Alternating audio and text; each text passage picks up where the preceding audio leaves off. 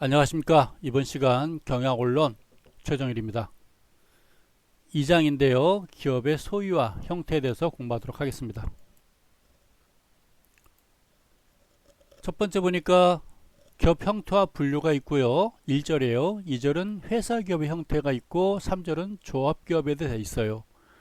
여러분 교재를 보시면 1절, 2절, 3절, 4절, 5절, 6절까지 되어 있을 겁니다. 그렇죠? 그래서 먼저 1절, 2절, 3절까지만 하고 또 잠시 쉬었다가 4절, 5절, 6절 하도록 하겠습니다. 1절은 또 기업 형태의 개념과 기업 형태의 분류로 구성되어 있고요. 그 차이를 또 살펴볼 겁니다. 그래서 그 기업 형태의 개념은 경영체로서 기업이 취하는 종류나 양식, 기준은 법률적 입장이 있고 경제적인 입장이 있어요. 기업에 대해서 법률적 입장은 민법 또는 상법에서 규제하는 법률적 형식을 기준으로 하는 분류가 법률적인 입장이고, 경제적인 입장은 기업이라 하면 투자자들이 투자하고요. 기업에 투자하는 형태를 보는 것이겠죠. 투자자들이 기업에 투자를 하게 돼요. 그러면 기업은 또 어떻게 한다고 그랬죠? 장사를 잘해서 경영을 잘해가지고 배당금, 수익금을 투자자들한테 이렇게 또 같이 분배시켜 주는 거예요. 수익금 분배가 이루어지는 거겠죠. 그래서 우리 경영체로서 기업이 취하는 종류나 형태에 대해서 살펴봤어요. 경제적 실체면에서 분류로서는 사기업이 있고 공기업이 있어요. 사기업은 개인이란 얘기예요. 개인들이 만드는 게 사기업이고요. 개인사자예요. 공기업은 공공기관, 공공기관이나 또는 정부에서 만드는 기업을 공기업이라고 그래요. 일반적으로 공기업 그러면 신들의 직장 하는 그 공기업이에요. 사기업은 사기업이라 가지고 인간들이 다니는 거고, 공기업이라고 신들이 다니는 건 아니고요. 다 좋은 회사들이에요. 사기업이라 하면 또 두 가지로 크게 구분이 돼요. 개인기업이 있고 공동기업이 있어요. 개인기업은 우리가 단독기업, 일반적으로 자영업을 말하는 거예요. 자영업체. 공동기업은 집단이에요. 두 사람 이상이 만들어서, 두 사람 이상이니까 공동이겠죠. 공동으로 운영하는 기업, 공동기업, 집단기업이라고 표현하고 있어요. 여기는 또 인적 공동기업과 물적 공동기업이 있어요. 인적 공동기업은 소수 집단기업이에요. 우리 가족끼리 만든 회사가 있을 수가 있을 것이고, 친구랑 만든 회사가 있을 것이고, 소수에서 운영하는 게 바로 소수 집단기업이고, 물적 공동기업은 다수 집단기업들이에요. 여러분들이 알고 있는 기업 그러면 일반적으로 이 물적 공동기업, 다수 집단기업을 여러분들은 아마 생각할 거예요. 모르는 사람들끼리 모여가지고 만든 기업들이에요. 공기업은 또 국영기업과 지방공영기업, 크게 두 가지로 또 구분해요. 국영기업은 국가에서 운영하는 거고, 지방공영기업은 지방자치단체랄까요? 그래서 운영하는 거예요. 종속공기업, 비종속기업, 독립공기업 이렇게 또 구분하고 있습니다. 뒷부분 가면 자세하게 또 나와요. 법률적 형식면에서 분류를 또 나눠보겠습니다. 개인 상인, 자영업을 말하는 거예요. 개인이 운영하는 자영업체, 개인 상인. 이게 제일 많겠죠. 수로 따지면.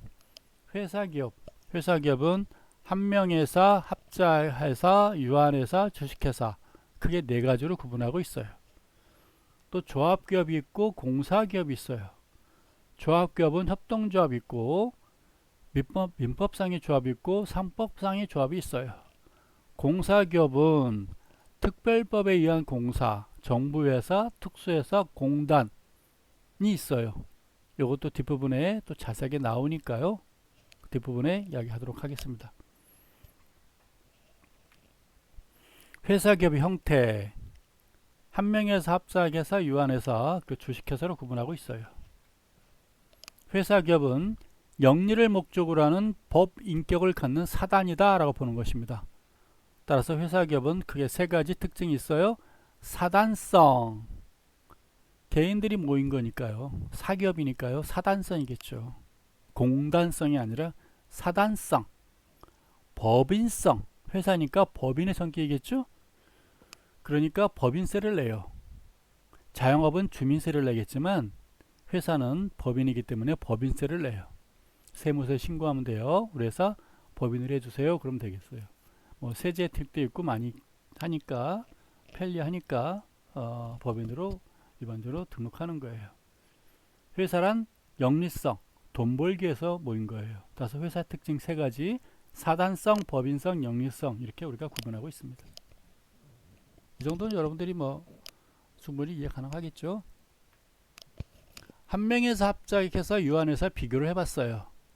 한명회사가 있고 합자회사 있고 유한회사가 있어요.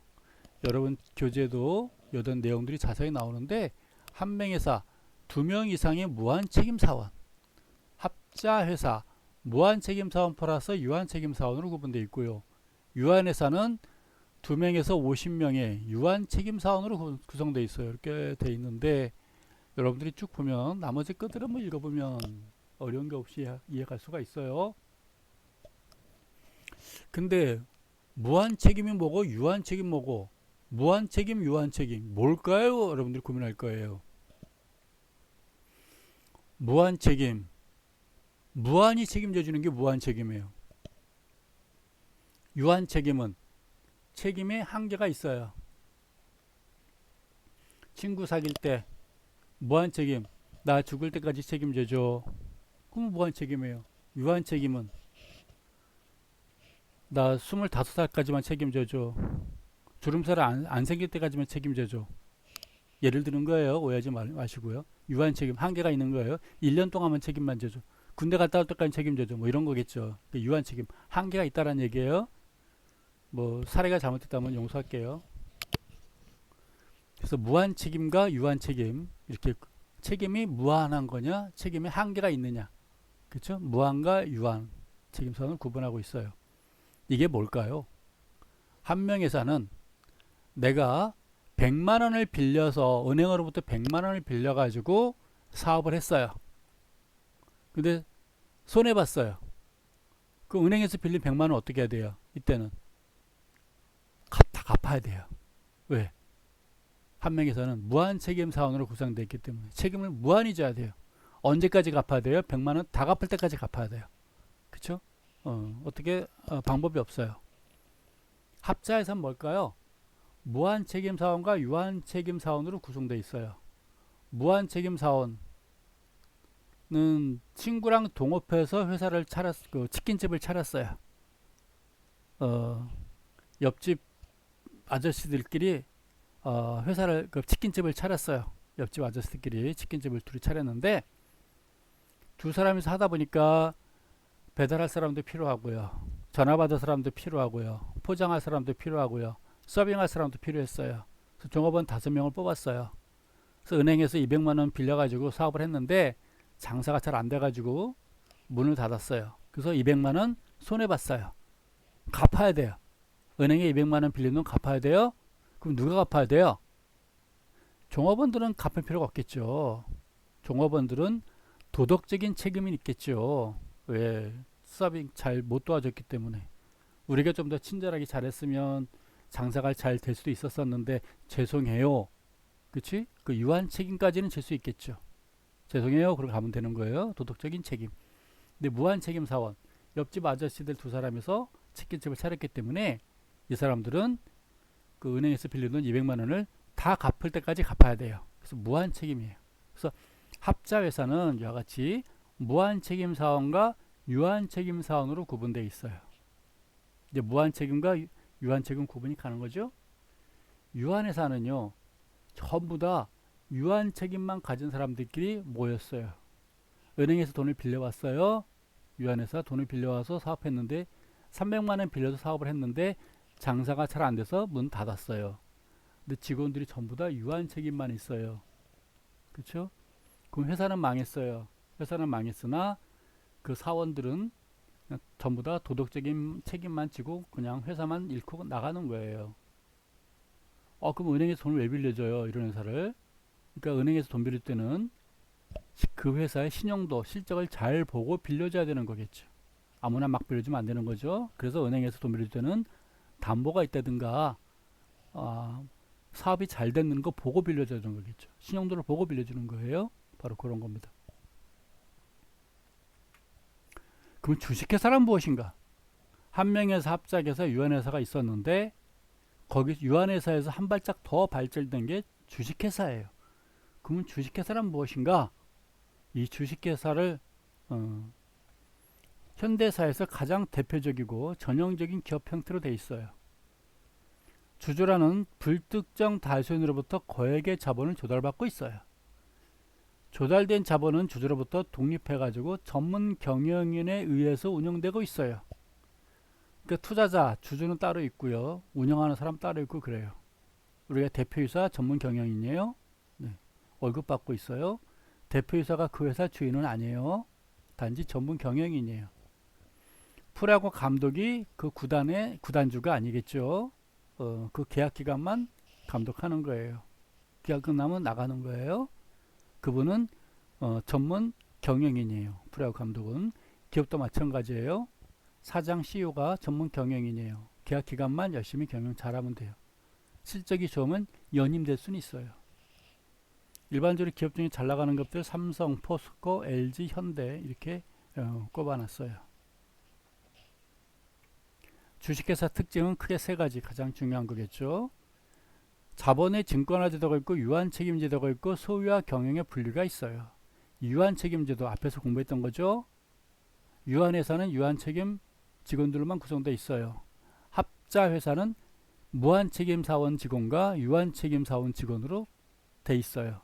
그러면 주식회사는 전체가 다 유한책임이에요. 주식회사가 만들어진 이유가 바로 유한책임 때문에 그런 거예요. 주식회사를 만든 이유가 뭘까요? 유한책임 때문에 그런 거예요. 주식회사라는 게 뭐 로마 시대부터 있었다고 말은 하나 그때는 국가에서 운영한 것이고 우리가 지금 교과서상으로 배울 수 있는 거로는 주식회사는 네덜란드 1500년도 말부터 1600년도 초 사이에 주식회사가 생기고 그 주식을 거래하던 증권거래소가 네덜란드 암스테르담에 1608년도에 설립됐어요.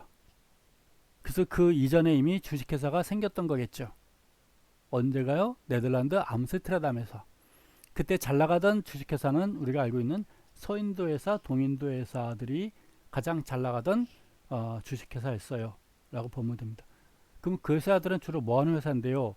아마 주로 무역을 많이 했을 거예요.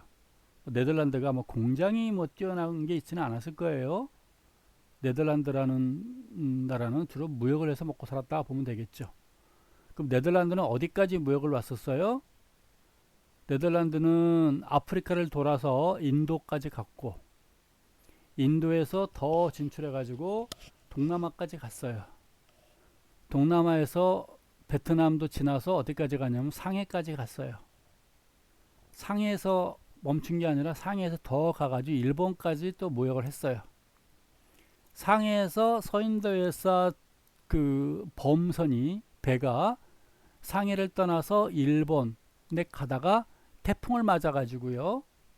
태풍을 맞아가지고 제주도에 표류한 사람들이 바로 하멜들이에요. 하멜들. 13명이 8년인가 9년간 있다 갔나요? 예. 8명이 13년 있었는지 13명이 8년 있었는지는 좀 헷갈리긴 한데 어쨌건 그때가 바로 서인도 회사 직원들이었어요. 그렇죠? 상해로부터 일본 가다가 태풍 맞아서 하멜 땅이 제주도에 표류했었어요. 그 네덜란드는 일본까지 무역을 했었다 그 말이에요. 근데 왜 유한책임이 주식회사를 만든 이유가 되느냐? 먼 항해를 가다 보면 배가 무역을 하러 출발했는데 그 당시 기술로 그 당시 배가 일본까지 왔다가 다시 또 아프리카를 돌아서 네덜란드까지 다시 돌아가면 대박이 나는데 못 돌아가는 배들이 꽤 많았겠죠. 중간에 뭐 난파될 수도 있었고 해적을 만나서 물건을 다 뺏길 수도 있었었고 그렇지 않겠어요? 근데 만약에 배가 떠났는데 돌아오지 않았다면 손실이 엄청 컸겠죠. 그 무역회사는 부도가 나서 날아가겠죠. 그래서 그 당시 무역회사 하시던 분들이 야, 손실을 우리가 모두 다 떠맡을 수는 없지 않겠니? 한번 배 보냈다가 함차가 안 돌아오면 우리 망해버려. 그러니까 책임을 같이 분산하자. 그래서 생산회사 공장에 운영하던 사람과 무역회사 운영하는 사람들이 서로 자기 투자한 것만 책임지는 걸로. 그래서 무역회사 선박회사는 배만 손실 보는 걸로. 그 배에 물건 실었던 각 제조업체 공장 회사들은 자기 물건만 손해 보는 걸로.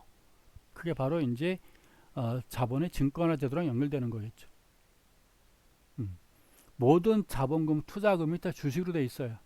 처음에는 네덜란드에서는 선박회사는 선박만 투자한 것이고, 거기에 물건을 실었던 그 공장들은 자기 물건만 투자한 거로 보시면 되겠죠. 그 교환한 것만 되는 거예요. 바로 그겁니다. 경영자와 투자자의 요구를 충족시키기 위해서 교환된 게 바로 자본의 증권화 제도예요. 투자를 많이 하면 많이 받아갈 것이고, 조금 하면 조금 받아가는 거겠죠. 그렇죠? 그런 거겠죠. 내가 삼성전자 주식을 한 주를 사게 되면 나도 삼성전자 주주가 되는 거예요. 근데 한 주밖에 없었기 때문에 목소리는 작겠으나, 삼성전자 대표이사를 맡고 있는 이재용이는 투자를 많이 했기 때문에, 지분이 많기 때문에 뭐 목소리가 좀 큰 거겠죠. 바로 그거예요. 투자액만큼 목소리를 내는 거겠죠. 그 주식이란 건 매매 양도 가능하고요, 참여와 탈퇴가 자유예요. 내가 참여하고 싶으면 증권사 가서 삼성전자 주식을 사면 되는 것이고, 아, 삼성전자가 비전이 안 보여요. 그럼 친구한테 줄 수 있는 것이고, 다시 증권회사 가가지고 팔면 되는 거예요. 참여와 탈퇴가 언제든지 자유스러워요. 유한책임제도, 매입한 주식 범위 내에서 채무 변제 책임이 있어요. 주주의 투자 유도라든가 자본 조달이 용이해요 라고 되어 있습니다. 소유와 경영에 분류해요. 사업주주가 있고 투자주주가 있고 투기주주가 있어요. 사업주주, 처음에 현대 같으면 정주영이라든가 정주영 가족들이 사업을 하려고 돈을 만들었겠죠. 사업주주예요. 정주영이 자기 자본 가지고 처음에 사업 시작했으니까 정주영은 사업주주예요. 설립자잖아요. 하다 보니까 공장도 져야 되고, 아파트에서 자동차에서 하나 또 만들어야 되고, 조선소도 하나 더 만들어야 되고, 그 다음에는 또 현대증권도 하나 만들어야 되고, 금융도 하나 만들어야 되고, 만들 게 되게 많았어요. 그러다 보니까 내 돈만 가지고는 안 돼요. 그렇죠? 내 돈만 가지고는 안 되고 뭔가 돈을 자꾸 빌려와야 돼요. 그게 투자자를 모집하는 거죠. 투자자를 정종이가 은행 가서 각 기업체 가가지고 개인들한테 야, 우리 기업에 투자해. 그래서 모은 게 투자주주예요. 그래서 일반적으로 뭐 법인 기업들이 많이 있겠죠. 여러분들이 주식을 사게 되면, 아, 나 현대자동차 주식 사고 싶어, 현대건설 주식 사고 싶어, 증권사 가서 여러분들이 주식을 사게 되면 여러분들은 사업주주나 투자주주라기보다는 여러분은 투기주주가 되는 거예요. 나 지금 이거 10,000원에 사가지고 올라가면 팔 거야. 그쵸? 여러분 투기주주가 되는 거예요. 투자주주는 아니에요. 투기주주가 되는 거예요. 나는 투자라고 생각하겠으나 여러분 오르면 팔 생각 가지고 있는 거잖아요. 투기주주를 가지고 있는 거예요. 그쵸? 그래서 주주는 크게 세 가지, 사업주주, 투자주주, 투기주주로 구성되어 있어요. 또 소유 경영자가 있고 고용 경영자가 있고 전문 경영인이 있어요. 이것도 지나온 과정이에요. 회사가 현대그룹이, 예를 들어서 현대그룹이 성장한 사례, 정주영이 사장을 하면서 현대건설을 처음에 만들었어요. 현대자동차를 만들었다고 치자예요. 소유 경영자예요. 내 돈 가지고 내가 만든 거니까 내가 소유 경영자예요. 근데 아파트 현대건설만 하는 게 아니라 현대건설 하다 보니까 현대시멘트도 필요해요. 그렇죠? 아파트를 질러 보니까 시멘트도 필요해서 현대시멘트 하나 만들었고요. 또 아파트 질러다 보니까 단열재가 필요해요. 샤시가 필요하고요. 뭐 베란다에 샤시도 필요하잖아요. 화장실에 또 타일도 발라야 되잖아요. 뭐 전선도 필요하죠. 유리도 필요하죠. 각가지 다 필요해요. 모든 게 다 필요해요. 장판도 필요하고요. 그래서 현대건설에서 자회사를 두는 거예요. 현대시멘트 두죠. KCC 단열재 타일로 만드는 회사 또 두는 것이죠. 또 철강에서 필요하잖아요. 현대에서 하다 보면 아파트 짓다 보면 철강이 필요하잖아요. 그래서 현대제철, 인천제철 만들었어요. 바로 그런 거예요. 근데 정주영이가 현대건설 사장인데 현대 시멘트 사장 할 수 없잖아요. 또 예, 뭐 현대 KCC 사장 할 수 없잖아요. 현대 철강 사장 할 수 없잖아요. 그러니까 어떻게 해요? 정주영이가 고용 경영지를 두는 거예요. 현대 시멘트 사장 하나, 월급쟁이 사장 갖다 놓는 거죠. 현대 제철 도사장 갖다 놓는 거죠. 고용주를 하나씩 두는 겁니다. 그렇죠? 그러면 정종이는 뭐예요? 회장이 되는 거죠. 회장이 돼가지고 회장이 돼서 전문 고용 경영자들 하나씩 두는 거예요. 근데 정주영 회장이 현대 건설만 한 게 아니잖아요. 현대 자동차도 해야 되잖아요. 현대 금융도 해야 되잖아요. 할 게 무지하게 많잖아요. 현대 조선수도 또 있잖아요. 어떻게 다 해요? 혼자서. 그래서 회장 할 수 없잖아요. 그러니까 이제 왕회장 되는 거예요. 왕회장. 왕회장 돼가지고 자동차 담당 회장 하나 두는 것이고, 건설 회장 하나 두는 것이고, 조선 회장 두는 것이고, 금융회장 두는 것이고, 그 회장 밑에 이제 그 회장들이 또 이제 전문 경영이 두는 거예요. 전문 경영이. 바로 그렇게 흐름 올라온 겁니다. 소위 경영, 고용 경영, 전문 경영. 이게 하나의 흐름다 보시면 되겠습니다. 주식회사 설립 절차, 뭐 정관의 작성, 출자 의무의 확정, 출자 의무의 이행, 임원의 선임, 설립 등기 이런 게 있구나라고 아시면 되겠습니다. 설립 절차가 필요하시면요, 여러분들이 주식회사 차릴 때 그때 자세히 알려드릴게요. 주식회사 기구에는요, 주주총회가 있고요, 이사 및 이사회가 있고 감사, 고문, 사회이사 등등이 있어요. 이런 게 있구나 하시면 되겠습니다. 주식의 대중화와 기업 공개 정책이 있어요. 종업원 지주제도가 있어요. 종업원 지주제도. 이게 뭔 말일까? 종업원 지주제도. 저도 증권회사 다녀봤는데요. 증권회사 다닐 때 저도 우리 회사 주식을 받아본 적이 있어요. 제가 다니던 증권회사에 그 회사에 제가 주식을 받아본 적이 있어요. 그걸 우리가 우리 사주라고 그래요. 우리 사주. 우리 회사 주식. 우리 회사 주식. 우리 회사 주식을 갖게 되면, 내가 다니는 회사에 주식을 갖게 되면 나는 우리 회사의 종업원이면서 지주가 되는 거예요. 종업원이면서 주인이 된다 그 말이에요. 종업원 지주제도라고 그래요. 종업원들이 자기네 다니는 회사 주식을 갖게 되니까 종업원들이 그 회사 주인이다. 그래서 지주제도라고 불러요. 어떤 주식회사가 주식을 발행하는 걸 우리가 자본금을 늘린다고 그래요. 자본금이 1,000만 원인데 자본금을 2,000만 원으로 늘려요. 규모가 커지는 거예요. 규모가 커지는 거예요. 뱀도 덩치가 커지면 허물을 벗고 새로운 허물이 생기잖아요. 자본금이 1,000만 원 회사였는데 공장을 하나 새로 지으려고 그래요. 새로운 사업에 또 투자하려고 그래요. 중국으로 진출하려고 그래요. 동남아로 진출하려고 그래요. 새로운 신기술에 투자하려고 그래요. 종업원도 뽑으려고 그래요. 광고 홍보도 많이 필요해요. 그럼 어떻게 돼요? 돈이 필요하겠죠. 돈이 필요하니까 1,000만 원 자본금을 2,000만 원 늘리는 거예요. 그러면 외부로부터 1,000만 원만큼 증가된 만큼 투자자를 또 모집하는 거예요. 그 모집된 자본금을 우리가 증자라고 그래요. 자본금 증자라고 부르거든요. 그 자본금을 증가시킬 때 1,000만 원 증가시킬 때 그 중에 20%인 200만 원은 종업원들한테 우선적으로 배정해 줘요. 그렇죠? 그래서 종업원들이 자기네 회사 주식을 갖게 되는 거예요. 그걸 우리가 종업원 지주제도라고 그래요. 그래서 여러분 회사 들어갈 때 주식회사 들어가게 되면 그 회사 주식을 갖게 될 수가 있어요. 종업원 지주제도로 하면 기업의 민주화, 경영 합리화에 이바지할 수가 있어요. 정책적으로 유도할 수 있고 지원 방안 마련할 수 있고 국민 경제적인 의의가 가지고 있어요. 주식 대중화와 소득 재분배로 근로자의 재산 형성이 가능해요. 우리 사주 조합지를 채택하는 거고요. 공개 촉진과 저축 증대, 노사 간의 협조 등을 도모할 수가 있어요. 우리 회사 주식을 받게 되면요, 물론 일부 돈을 회사에서 빌려주게 돼요. 그럼 월급을 받을 때마다 일부는 회사에서 돈 빌린 만큼 월급에서 조금씩 분할해 나가고 있어요. 그게 어떻게 보면 저축 효과로 볼 수가 있어요. 내가 회사를 또 내가 우리 회사 주식을 갖고 있으면 내가 열심히 일하게 돼요. 열심히 일해서 회사가 돈을 많이 벌게 되면 우리 회사 주가가 올라가게 돼요. 주가가 올라가게 되면 내가 또 부자가 돼요. 그렇죠? 바로 그겁니다. 종업원 지주제도, 앞서 말한 거예요. 종업원 지주제도. 종업원 지주제도란 무엇이냐? 기업이 종업원에게 우리 사주를 갖도록 하는 제도. 우리 사주가 뭐라고 그랬죠? 우리 회사 주식. 그래서 우리 사주라고 그래요.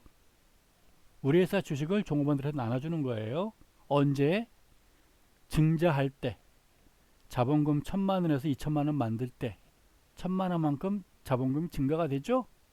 그 1,000만 원만큼 증가할 때 20%를 의무적으로 종업원들한테 먼저 나눠주게 돼 있다. 그런 얘기입니다.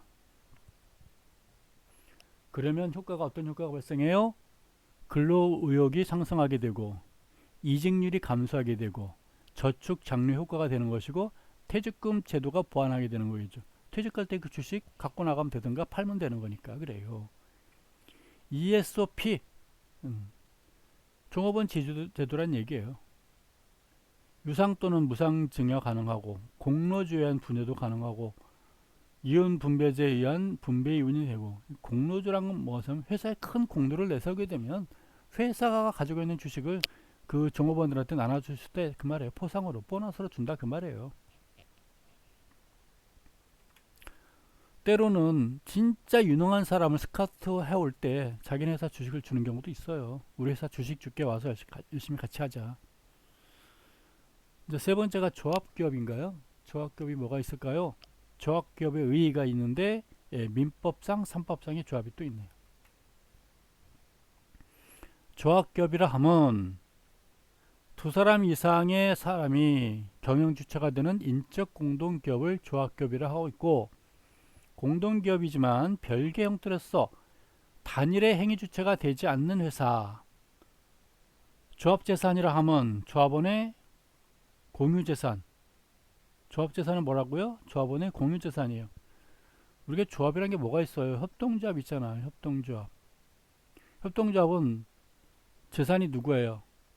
조합원들의 재산이다 그 말이에요. 어느 개인이 갖는 게 아니라 조합원들 거다 그 말입니다. 무한책임과 업무 집행 책임을 겸하는 영업자가 있고 또 유한책임을 지는 익명의 조합은 있어요. 따라서 이걸 합치면 익명조합기업이라고 이야기하고 있습니다. 익명조합기업과 합사회사는 뭐 비슷한 개념이다 보시면 되겠어요. 유한책임과 무한책임 같이 겸하고 있다 그런 얘기겠죠. 법인기업은 아니고요. 익명조합원의 신분은 외부로 드러나지 않고 조합의 운영은 영업자 단독 처리할 수 있어요. 이걸 우리가 상법상의 익명조합이다 라고 이야기하고 있습니다. 이번에 이제 공기업과 공사 공동기업 이게 4절이고요. 5절에는 중소기업, 6절은 협동조합이 있어요. 뭐 잠시 쉬고 싶은 사람들은 멈췄다가 잠시 쉬었다 가도 좋습니다. 저도 이 타이밍에서는 물 한 모금 마시겠습니다.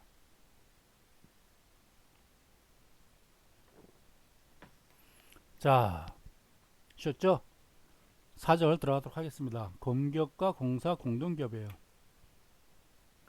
공기업의 의의, 공사 공동기업, 공익사업의 성격, 공기업의 민영화 알아보도록 하겠습니다. 공기업의 의의, 공기업이라 함은 국가 또는 지방자치단체가 공익을 목적으로 출자해서 경영사기 책임을 지는 기업이 바로 공기업이에요. 각종 공동단체에 의해서 소유되고 경영되는 기업이고요. 개인이나 사적 관계에 의해서 소유되고 영리 목적으로 경영되는 사기업과는 잠시 구분되고 있다라고 보는 것입니다. 그래서 공기업은요, 공동단체가 소유하고 운영된다 그 말입니다. 공기업의 특징, 국가 또는 지방자치단체가 출자한 기업이다 라고 보는 것입니다. 운영에 소요되는 자본이 개인이나 사적 자치단체 또한 공공단체가 출자한 것이 아니라 정부나 공공기관에 의해서 출자되고 있어요. 이럴 경우는 국가기관에 의해서 소유가 되는 거겠죠. 또는 국가나 지방자치단체가 경영하는 기업이 있어요. 경영상의 인사, 재무, 생산, 판매, 조직 및 통제 등이 국가나 단체에서 결정 집행되고 있고 독립해서 경영되고 독립채산제를 원칙으로 하고 있습니다. 공익을 목적으로 운영되고 있어요. 일반 대중의 이익 증대를 위해서 설립되었다라고 보는 것입니다. 특정인이 아니라 일반 대중을 목적으로 운영되고 있다라는 것입니다. 그래서 공기업의 목적에는요, 첫 번째 경제 정책상의 목적이 있어요. 사회 정책상 목적이 있고요, 재정상의 목적이 있고, 일반 정책상 목적, 기타의 목적, 크게 5가지로 구분되고 있는데요. 하나씩 보도록 하겠습니다. 경제 정책상 목적에는 나라의 기간 산업 또는 중요 산업의 육성이 있고 국토 개발이 있고 민간 독점의 폐해 제거하고 있다. 뭔 말이냐면 나라의 기간 산업, 이 기간 산업이 뭘까요? 우리가 5대 기간 산업이라고 그래요. 5대 기간 산업. 과거에는 5대 기간 산업이 있었어요. 철강, 조선, 항공, 반도체, 자동차. 저 머리 좋아요. 네. 5가지가 5대 기간 산업이에요. 다시 말할까요? 철강, 조선, 항공, 반도체, 자동차. 이게 5대 기간 산업이에요. 이거 굴뚝 산업이라고 그래요. 근데 이제 현대 오늘날 또 5대 기간 산업이 또 있어요. 바뀌었어요. 오늘날 기간 산업은 뭐냐면 굴뚝이 없어요. 과거 5대 기간 산업은 굴뚝이 있었다고 하는데 제조업인데 현대판 기간 산업은 뭐냐면 IT, BT, CT, NT 5가지예요. IT, BT, CT, NT, BT. 그렇죠? 이게 오늘날 기간 산업입니다. 그 정부에서 육성시켜야 되겠죠. 중요 산업을 육성할 때 또 정부가 필요한 거겠죠. 반도체 산업이 필요한다든가 뭐 AI가 필요한다든가 드론이 필요한다든가 국가에서 육성해야 되겠죠. 요즘엔 또 뭐가 필요한 국가에서 하는 게 국방산업, 방위산업 이런 것도 필요한 거겠죠. 국토개발 공기업이 해줘야겠죠. 국토개발을 위해서 뭐 여러분들이 알고 있는 것들 많이 있죠. 국토개발 공사도 있고 민간 독점의 피해를 제거하기 위해서 경제 정책상 목적이 필요해요. 뭐가 있을까요? 뭐 뒤에 일반 정책상 목적과 일맥상통하는 얘기예요. 이거는요. 통신 누가 민간이 독점하지 않도록 해야 되고 전기, 전력, 한국전력 민간이 독점하게 되면 요금 3배 올려버리겠죠. 그렇죠? 한국전력 민간인이 운영한다 그러면 요금 막 2배, 3배 올리면 나 전기 안 써 그럴 수 없잖아요. 우리 한국에는 한국전력밖에 없잖아요. 한국전력 안 쓰고 전기 어떻게 쓰겠어요? 그렇죠? 자체적으로 태양열을 해야 되는데 복잡하잖아요. 그러니까 그런 거는 전기 같은 거는 국가에서 해줘야 되겠죠. 그렇죠? 바로 그런 거예요. 수도, 상수도 국가에서 운영가지고 있어요. 통신이 아니라 우편 같은 거, 전화도 집 전화는 KT가 하고 있는데 KT 독점하고 있다가 뭐 SK라든가 다 이제 지금은 민간에 일부 나눠주고 있어요. 어쨌거나 민간 독점의 피해를 제거하기 위해서 경제 정책상 목적 운영하고 있습니다. 사회 정책상 목적에는 노동자나 서민의 안정을 위해서 실직자 구제 등을 목적으로 구호병원이라든가 양로이라든가 주택사업이라든가 의료사업 등을 공기업이 하고 있어요. 의료사업은 뭐가 있을까요? 뭐 진료원, 보건소, 뭐 국립병원 이런 것들이 있는 거겠죠. 주택사업, 뭐 주택공사, 요즘 LH 이런 거겠죠. 양로원 있고 구호병원 있고. 재정상의 목적, 재정 수입의 증가를 위해서 전매사업. 전매가 뭘까요? 이거 담배겠죠. 담배. 현재 국가에서 독점하고 있는 거겠죠. 아마 민간기업 없죠.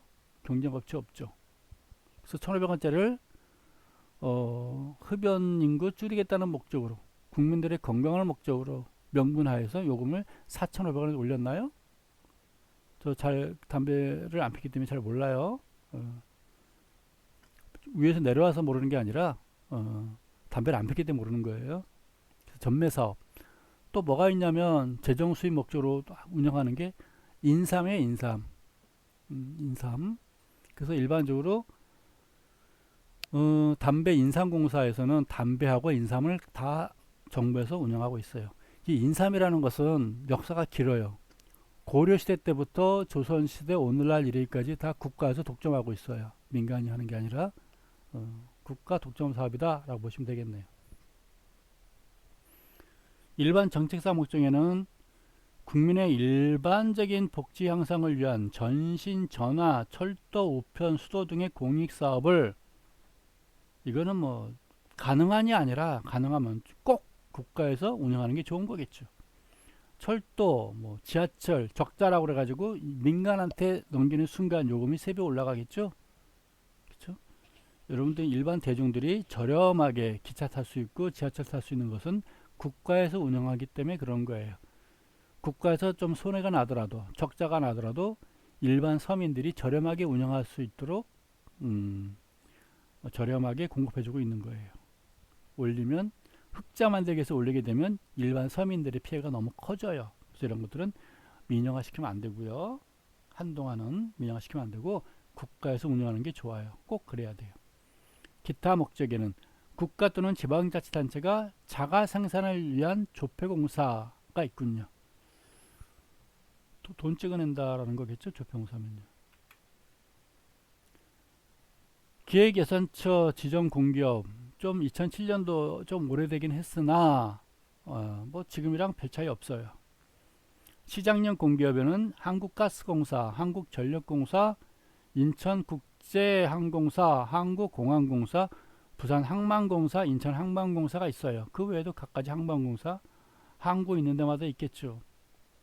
공항 있는 데마다 하나씩 다 있겠죠.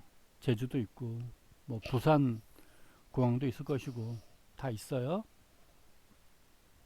준시장형 공기업, 조폐공사, 한국관광공사, 한국방송광고공사, 마사회, 광업진흥공사, 탄광인가요? 또 있군요. 석탄공사도 또 있군요. 한국석유공사, 한국지연난방공사, 산재의료관리원, 주택공사, 대한주택보증회사, 국제제주자유도시개발센터, 한국감정원, 한국도로공사, 한국수자원공사, 한국철도공사, 토지공사, 컨베어너 부두공사. 이 주택공사하고 토지공사가 합쳐졌어요. 지금은요. 그래서 LH로 바뀐 거예요. 요 두 가지만 변했고 나머지는 큰 차이 없는 걸로 알고 있습니다. 우리가 일반적으로 이런 회사들을 다 뭐라고 말한다고 그랬죠? 신들의 직장이라고 이야기했었죠? 네, 상당히 그럴 만한 대접을 해주고 있어요. 급여도 아마 대졸 신입사원들이 아마 4천만 원 이상 받는 걸로 알고 있습니다. 금액은 자세히 모르지만 대략 그렇게 알고 있어요. 공기업의 경쟁률 좀 높죠? 공사 공동기업, 공상 공동기업의 의리. 공사 공동기업이란 무엇일까?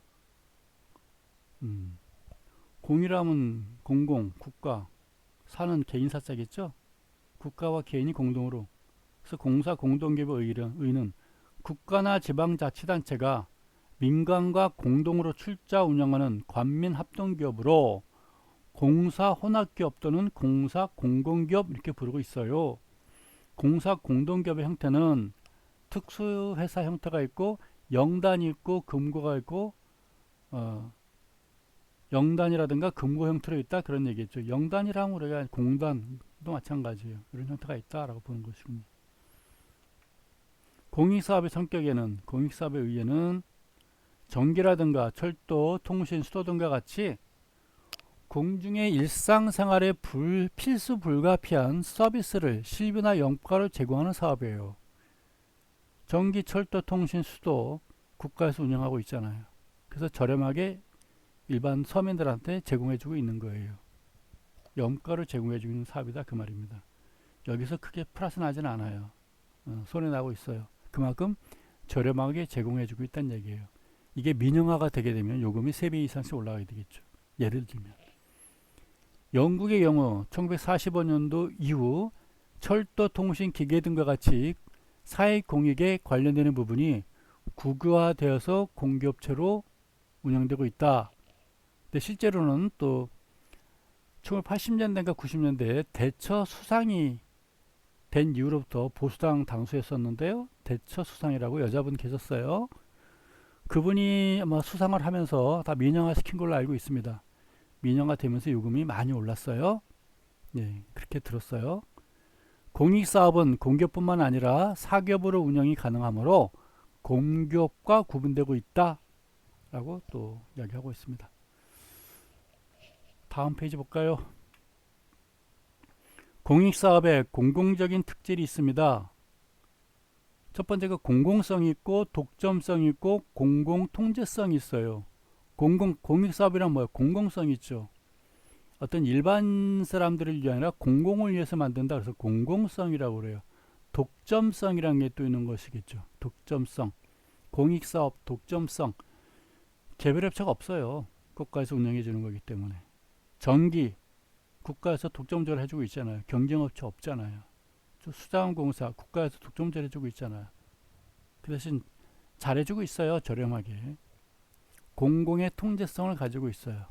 개인들이, 일반 국민들이 매일마다 살펴보고 있잖아요. 환전 잘하는지, 지하철공사 잘하고 있는지 항상 살펴주고 있잖아요.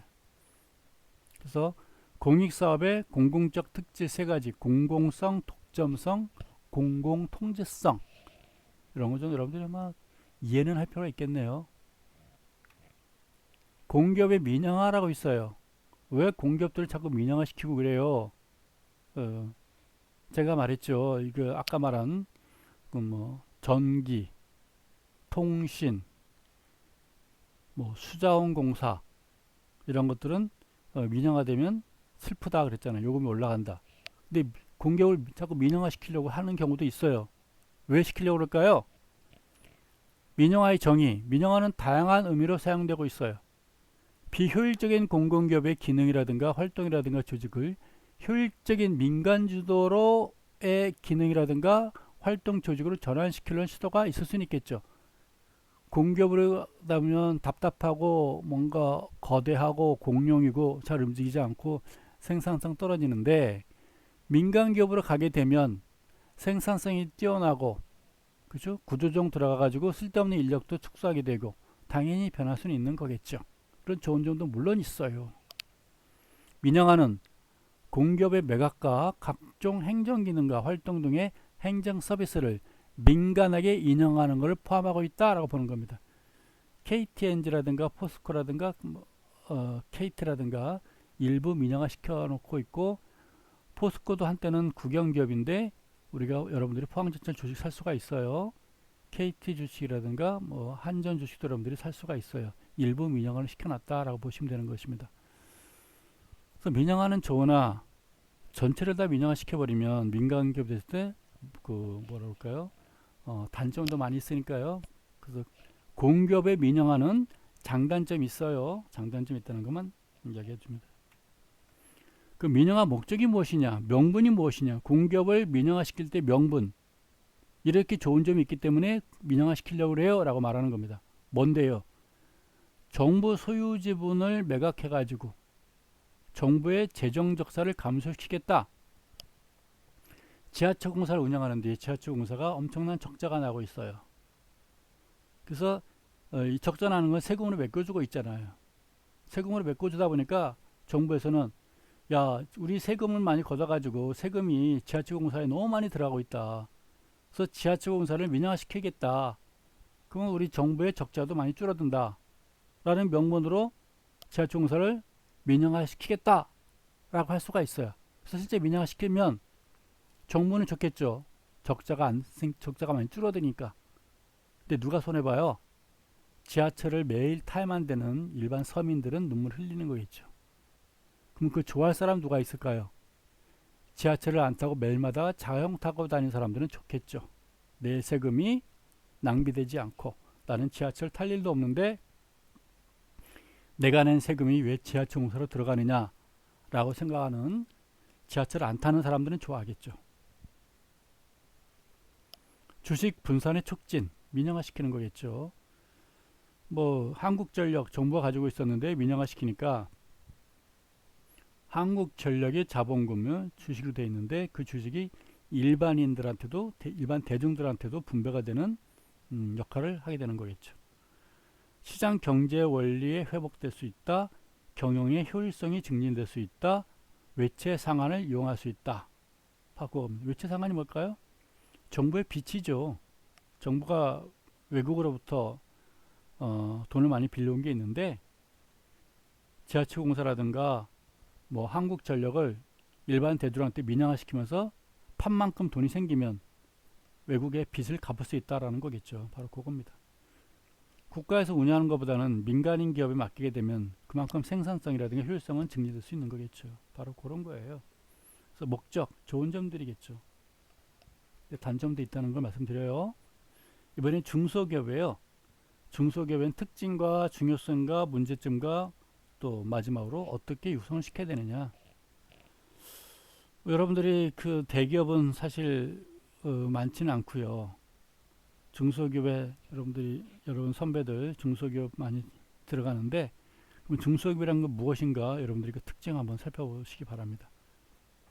중소기업이란 게 뭔데요? 중소기업의 의 경영 규모가 상대적으로 작은 기업이나 기업군으로 반드시 규모만을 기준으로 분류하지 않으며 정의는 시대, 업종, 나라에 따라서 변하고 있어요. 우리나라는 중소기업법에서 종업원 수와 자본금을 양쪽 척도로 중소기업의 규모를 설정하고 있습니다. 중소기업 은행의 구분하는 기준은 종업원 수, 총 자산액으로 설정해서 두 기준 중 어느 하나만 충족되면 중소기업으로 간주하고 있다 라고 되어 있습니다. 중소기업의 어떤 특성, 독립성, 모험성, 개인적인 접촉, 독립성, 아무래도 작은 기업이다 보니까 독립적으로 운영할 수 있는 거겠죠. 간섭 안 받겠죠. 또 중소기업 특징은 모험성, 새로운 사회에 막 뛰어들 수 있는 거겠죠. 개인적인 접촉, 아무래도 일반 대중과 쉽게 또 만날 수 있는 거겠죠. 규모가 작으니까. 대기업은 규모가 크니까요. 아무래도 모든 변화가 좀 느리겠죠. 공룡도 크면 좀 둔하잖아요. 자동차도 덤프트럭은 가다가 유턴하기 어렵잖아요. 근데 오토바이는 쉽게 유턴되잖아요. 바로 그런 거예요. 중소기업이 작다 보니까 독립성, 모험성, 개인적 접촉 가능하죠. 덤프트럭은 갈 길이 있죠. 아무데나 막 가면 안 되죠. 오토바이는 산길 없는 길 만들어 갈 수 있잖아요. 바로 그겁니다. 중소기업의 특성 세 가지 살펴봤습니다. 중소기업의 국민 경제적 측면에서 경제적인 특징, 존립 범위가 광범위하다. 일반적으로 자유경쟁이 이루어진다. 대자본의 종속성이 강하며 가격이 다른 거래가 발생하기 쉽다. 상대적으로 소규모고 경기 변동의 영향으로 기업이라든가 폐업률이 높다. 유효 노동력을 저임금으로 활용할 수가 있다. 지역사회와 깊은 관련을 맺고 있으며 지역사회 발전에 이바지할 수 있다. 라는 것이 중소기업의 국민경제적인 특징입니다. 중소기업의 중요성 왜 중요하느냐? 중소기업의 역할이에요. 국민경제의 안정돼 형성될 수 있고 투자의 효율화에 불황 위험의 분담이 있을 거고 산업 간 균형 발전의 유지 및 수출 산업의 저변 구축이 가능하고 지역사회의 균형적인 공업화가 가능하다라고 되어 있습니다. 그래서 중소기업의 역할들이에요. 이렇기 때문에 중소기업이 중요하다고 보는 겁니다.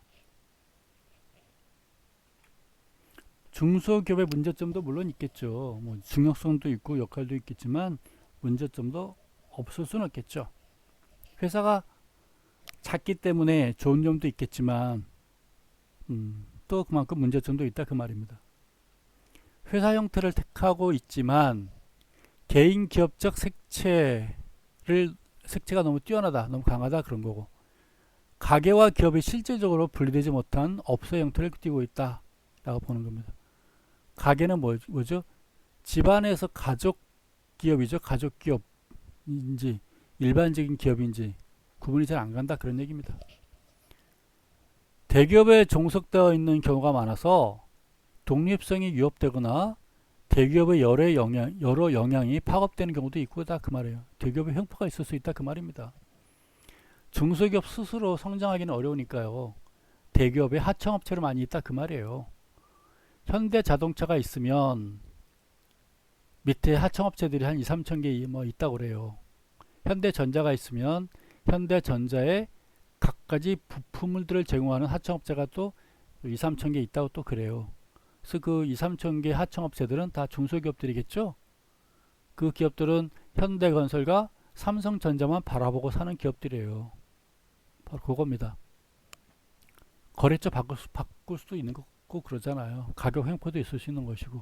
그래서 대기업 영향을 즉각 받아요. 노동 환경 조건이라든가 임금 격차라든가 장래성 및 안정성의 결여로 인해 가지고 인력 확보에 어려움을 겪을 수 있다. 또 대기업 갈래 중소기업 갈래 그럼 어딜 가겠어요? 대기업 가죠. 그렇죠? 명함이 다르고 그만큼 안정성이 뛰어나고 월급도 많이 받는데 또 장래성도 있고요. 노동 환경도 다르죠. 우수 인력 확보라든가 정보 및 경영 조직의 미비로 인해 가지고 업무 운영상의 비능률적이다 라고 되어 있습니다. 아무래도 인력이 그만큼 부족하겠죠. 장비도 그만큼 부족할 거고요. 경영진의 능력도 그만큼 조금은 정보가 좀 없다 보니까 좀 부진할 수도 있는 거겠죠. 자금난으로 설비 투자와 연구개발 투자의 곤란성 및 채산성 등으로 기업주의, 저임금을 추구하는 경향이 있다 그 말입니다. 아무래도 대기업에 비해서 자금이 많이 모자라죠. 그러니까 뭐 설비도 좋은 거 못 살 것이고 기계도 좋은 거 못 산다는 얘기예요. 사무실도 뭐 크지 않을 것이고 연구개발에 투자도 많이 못 할 것이고 여러 가지로 많이 부족하다 그 말이겠죠. 중소기업을 그러면 육성하기 위해서는 어떻게 되느냐? 일반적으로 이제 중소기업관리공단 아마 중소기업관리공단이 저기 경상남도 진주인가 있는 걸로 알고 있는데요. 거기서 중소기업 육성을 위해서 많이 연구하고 있어요. 노력을 많이 하고 있다 그 말입니다. 중소기업 개발화라든가 중소기업의 협업화라든가 생산의 전문화라든가 기업관리 체제의 정비라든가 정부의 제도적인 지원이라든가 이 등등이 필요하다 그런 얘기입니다. 그래서 중소기업은 자체적으로 정보라든가 자금력이라든가 여러 가지가 부족하기 때문에 정부라든가 관련 기관들에서 많이 육성하도록 도와줘야 된다 그런 얘기예요. 국민들의 대다수가 중소기업 많이 다니고 있잖아요. 그렇기 때문에 그런 거 그만큼 중요한 겁니다. 한 나라 경제가 대기업에서도 움직이지만 대기업도 중소기업이 없으면 하청업체가 없으면 유지가 될 수 없는 것이고 또 대부분의 국민들이 대기업이 아닌 중소기업에 다니고 있기 때문에 그만큼 중소기업의 성장 발전은 그 나라 국가 경제와 밀접하게 연관되어 있다라고 보시면 되겠습니다. 마지막 6절입니다. 협동조합에 대해서 공부하도록 하겠습니다. 협동조합의 특성, 협동조합의 지도 원칙, 협동조합의 유형, 우리나라 협동조합에서는 뭐가 있는지 또 하나씩 보도록 하겠습니다. 협동조합의 의, 자본주의 사회에서 경제적으로 열악한 소비자나 생산자들이 경제상의 불리함을 극복하고 사회적 지위 형성을 도모하고자 결성한 자생 조직을 우리가 협동조합이라 부르고 있어요. 조합원의 상부상조와 공동 번역이 목적인 생활협동체로 영리 목적은 아니다 라고 되어 있습니다. 아마 이 사진이 여의도에 있어요. 중소기업 협동조합 중앙에 여의도에 이렇게 있어요. 증권거래소 아마 길 건너 바로 앞에 있습니다. 옛날 MBC 앞에 있을 거예요. 요즘에는 IBC하고도 가까이 또 있으니까요. 아마 지나가다가 여러분들 한 번씩 보시기 바라요. 뭐 중요한 건물은 아니니까요. 이런 게 있구나라고 보시면 되겠습니다. 협동조합의 특성. 주식회사는 물적 조직인데요. 협동조합은 상부상조의 정신으로 바탕으로 설립된 인적 조직이다 라고 보면 되겠습니다. 주식회사는 물적 조직이 뭐죠?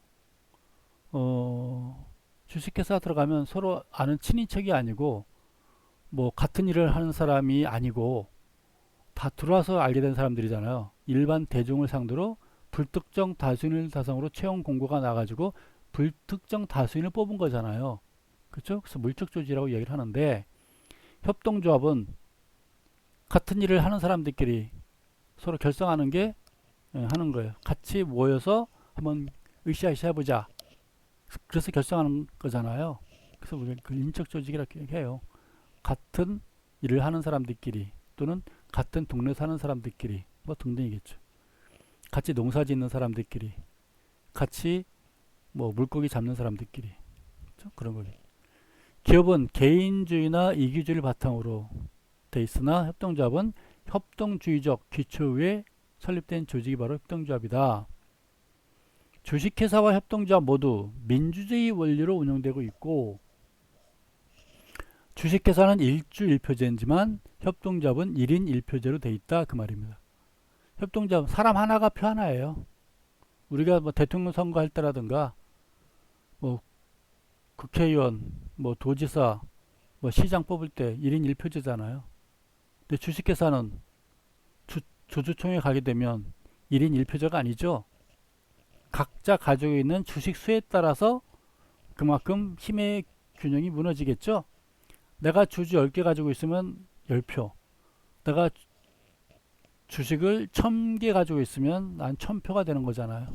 그렇죠? 그거 바로 그거예요. 주식 수에 따라서 표가 달라지는 거고 협동조합은 1인 1표제. 일반 기업은 영리본이고 협동조합은 이용본위로 운영되고 있다라고 보는 겁니다. 일반 기업체들은 돈 벌기 한 거고 협동조합은 이용본위 위주로 운영되고 있다. 이용하기 편하게 운영되고 있다. 그런 얘기예요. 협동조합의 지도 원칙에는 로치데일의 원칙이 따르고 있나요? 뭘까요? 조합원은 각자 한 개의 의결권을 갖는다. 앞서 말했던 1인 1표제가 있고 정치 및 종교에 대해서 중립을 지킨다.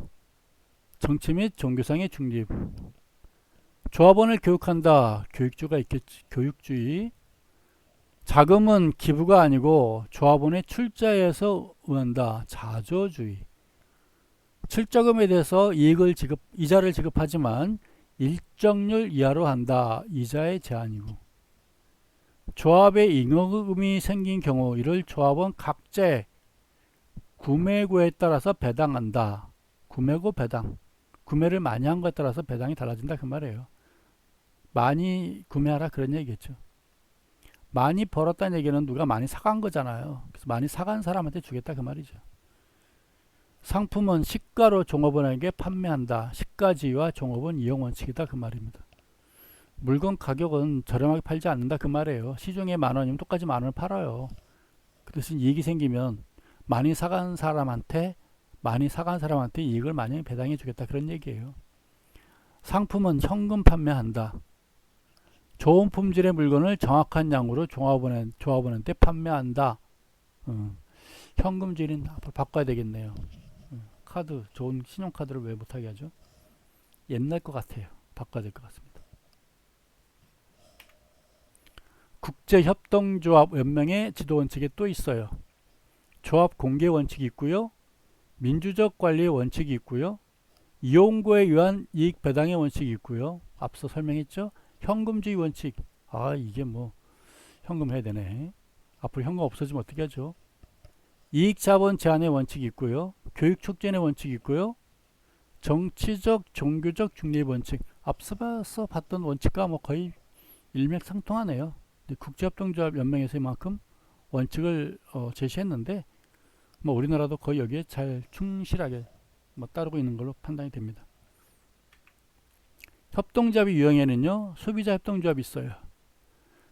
조합원이 필요로 하는 각종 물자를 생산과 직결하거나 염가로 공동 구입해 가지고 소비자인 조합원에게 공급함으로써 경제 활동의 향상을 도모하는 데 목적이 있는 게 소비자 협동조합이에요.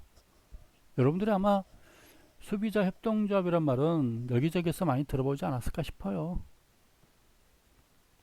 여러분들이 글쎄요 인터넷상에서 공동구매 공구라 그러나요? 공동구매 그런 것도 작은 협동조합 아닐까요? 작은 협동조합. 소비자 협동조합의 특징. 경제적 요소와 인적 요소의 결합이지만 이익을 추구하지 아니합니다. 자본주의적 요소와 비자본주의적 요소의 결합이지만 비영리단체이고요. 경제적 약자의 단체로 생활 자글책을 지향하고 있습니다. 구성원과 조합은 불가분의 유기적 관계가 있고요. 자유평등의 인적 구조와 민주적 경영을 지향하고 있고 상부상조와 자주자주의 단체로서 생활 실천 운동의 주체이다 라고 말하고 있습니다. 소비자 협동조합의 특징들이에요. 이번에는 이제 생산자인데 생산자. 앞서는 소비자고 이번에는 생산자 협동조합의 목적과 형태예요. 생산자 협동조합의 목적은 중소 생산자들의 공동 구매, 공동 판매 또는 공동 이용을 통해서 공동의 이익을 증진시키기 위해서 생산자 협동조합을 설립하고 있고 그 형태는 네, 똑같아요. 공동 구매하겠다 그 말입니다. 원료를 공동 구매해서 공동 조합을 해가지고 공동 이용 조합해서 생산자 조합해가지고 생산 조합을 하겠다 그 말이겠죠. 생산할 때 필요한 재료들 같이 공동 구매하자 그 말이겠죠. 그리고 기계 같이 공동 이용하고 사무실 같이 공동 이해하고 그렇죠. 그런 거겠죠. 판매도 같이 하면 되겠네요. 이번엔 신용조합이 있어요.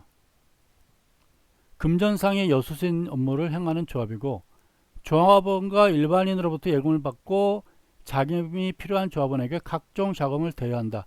이 경우 신용대부 형식을 취하는 점이 일반 은행과 일반 금융과는 다르다. 이러한 금융을 조합금융 또는 상호금융이라 부른다 라고 되어 있습니다. 우리나라 협동조합은 또 어떻게 되어 있을까요? 우리나라 협동조합의 형태, 우리나라 협동조합의 특수성, 자연 발생적인 협동조합이라기보다는 법을 토대로 이루어진 협동조합이자 생산조합이다. 하향식 조직이고 협동조합 조직으로서 특징, 종합협동조합으로서 특징. 하향식이라는 게 뭐냐면 우리나라 협동조합은요,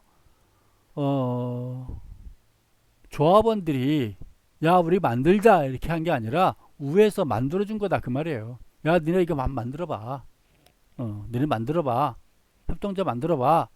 해서 위에서 만들어준 거다라는 거예요. 자연 발생적인 거라기보다는 법을 토대로 이루어진 협동조합. 하향식 조직. 위에서 만들어준 거다 그 말이에요. 이런 게 하는 게 좋지 않겠니? 만들어서 한번 운영해봐. 밑에서 네 해보니까 괜찮네 이런 거죠. 그렇죠? 어쩔 수 없죠.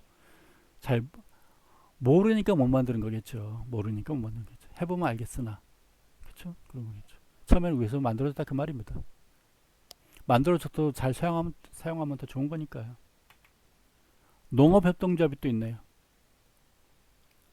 설립 목적, 농민의 생산 기반과 생산력을 증진시키는 목적.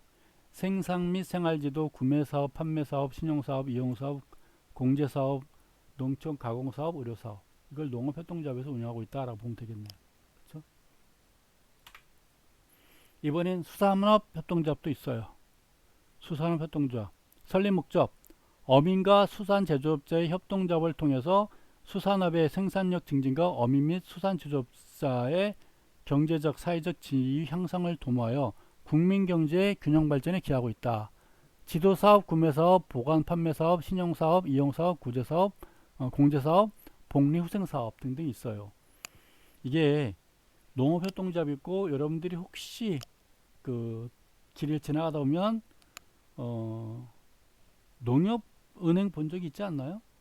또 수협은행 본 적이 있지 않나요? 농협은행도 있고 수협은행이 있어요.